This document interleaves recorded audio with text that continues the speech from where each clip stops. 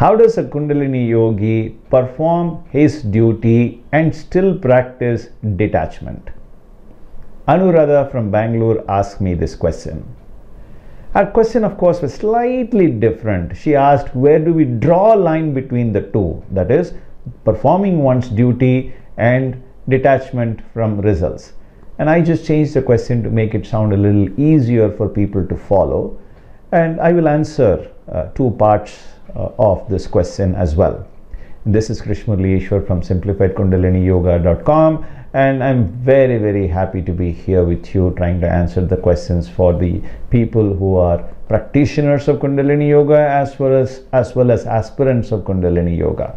Be blessed by the divine. And this question is a very interesting question. We have asked this question to our Guru Yogiraj Sri Vethathiri Maharishi, and he explains to us in simple terms why in the first place we get attachment to the things, the people, the experiences that we come in touch with.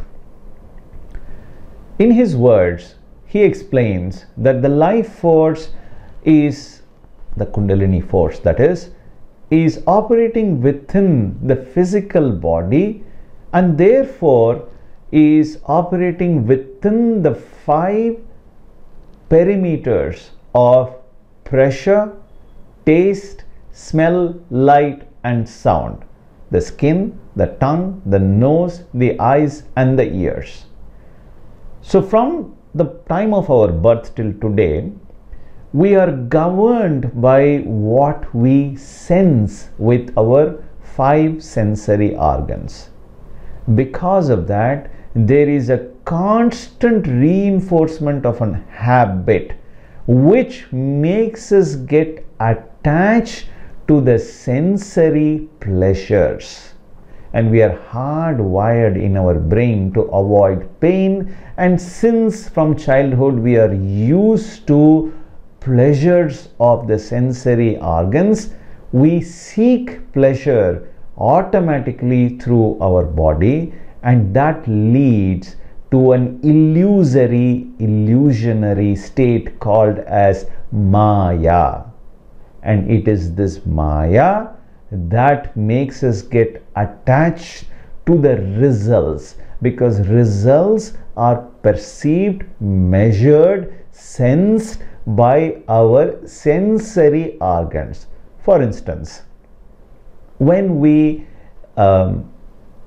eat the favorite sweet made by our mother, for instance, it gives us great joy and pleasure because the sensation of the sweet in our tongue leads to a small expenditure of biomagnetic energy which otherwise is in excess in the body.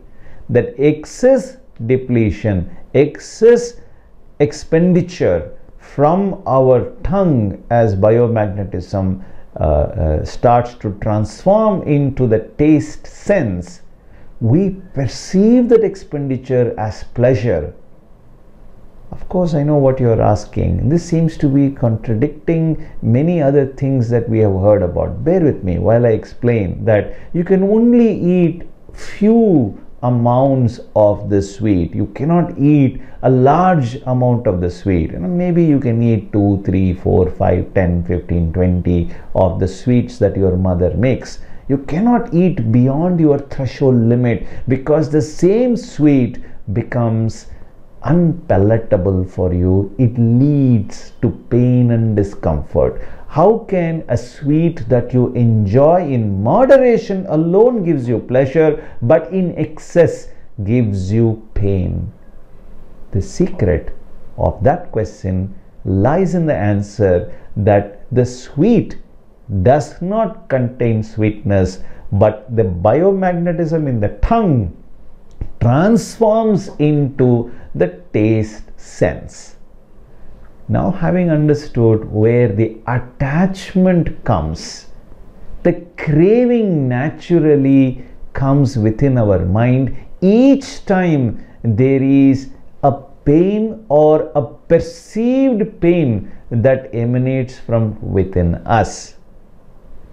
Duty, on the other hand, is awakening of the consciousness that we have a lot of dues to give to the society, namely father, mother, brother, sister, teacher, people who are working for us, people who are giving us money, people who are working alongside us, people who are supplying things to her, people who are buying things from us.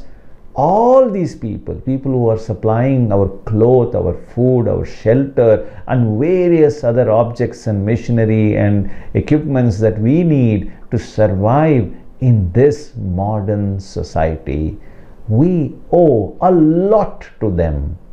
When we work, when we do our actions in gratitude for repaying the dues to the society, that consciousness, that elevated state of awakening of the mind is duty. How can, my friend, therefore, we can expect results from our duty? A Kundalini yogi who has got an awakened consciousness will perform attachment in detachment, detachment in attachment. Bear with me while I give you an example. I go to bed every night. I use a thin pillow to go to bed. But in the morning, when I get out of the bed, the pillow goes back to the storage. I do not carry my pillow throughout the day. There are times when their pillow may not be available. That's fine.